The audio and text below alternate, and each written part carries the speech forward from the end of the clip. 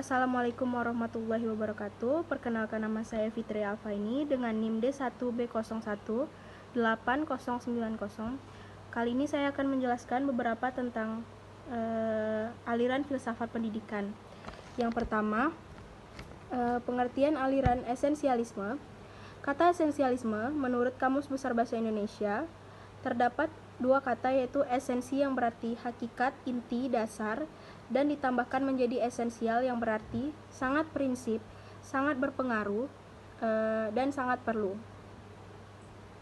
Secara etimologi, esensialisme berasal dari bahasa Inggris yaitu essential, yang berarti inti atau pokok dari suatu, dan isme yang berarti aliran, mazhab, atau paham.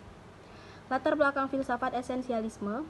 Gerakan esensialisme muncul pada awal tahun 1930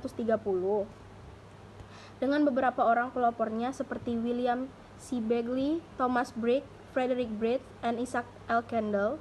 Pada tahun 1938 mereka membentuk suatu lembaga yang disebut The Essentialist Committee for the Advancement of American Education.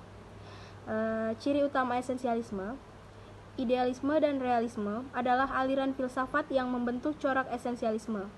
Dua aliran ini bertemu sebagai pendukung esensialisme. Kemudian yang kedua adalah aliran filsafat perennialisme. Perennialisme berasal dari kata perensi yang berarti abadi atau kekal atau bersifat lestari.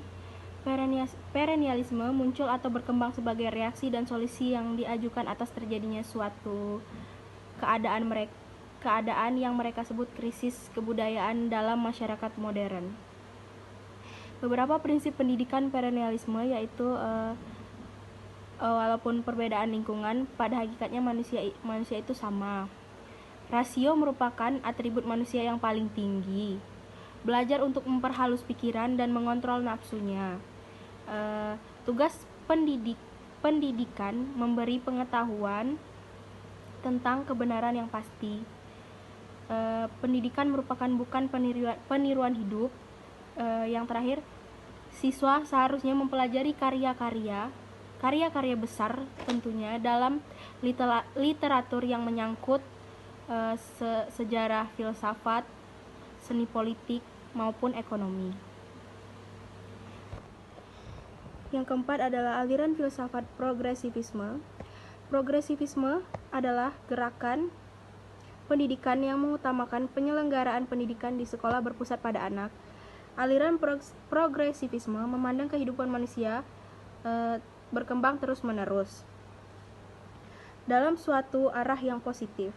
Progresivisme bukan aliran filsafat yang berdiri sendiri, melainkan suatu gerakan dan perkumpulan yang didirikan pada tahun 1918.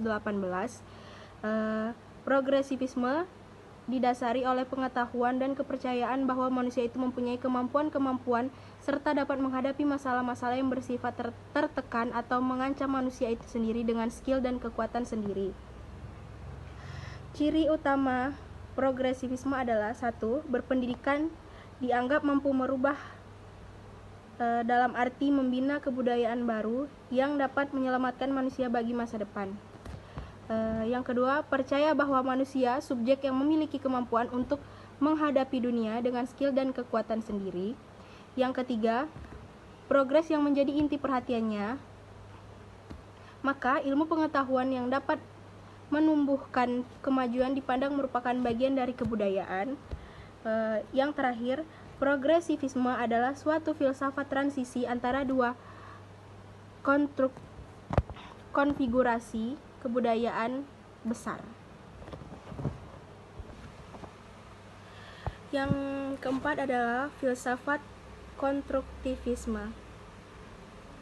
Konstruktivisme adalah suatu filsafat pengetahuan yang memiliki anggapan bahwa pengetahuan adalah hasil dari konstruksi atau bentukan manusia itu sendiri. Menurut paham konstruktivisme, pengetahuan itu tidak dapat ditransfer begitu saja dari seseorang kepada yang lain, tetapi harus diinterpretasikan sendiri oleh tiap-tiap orang, dan di dalam itu keaktifan dan kesungguhan seseorang dalam mengejar ilmu akan sangat berperan. Beberapa prinsip-prinsip yang diambil dari konstruktivisme adalah pengetahuan dibangun oleh peserta didik secara aktif. Tekanan dalam proses belajar terletak pada peserta didik. Mengajar adalah membantu peserta didik belajar. Tekanan dalam proses belajar lebih kepada proses bukan hasil. Kurikulum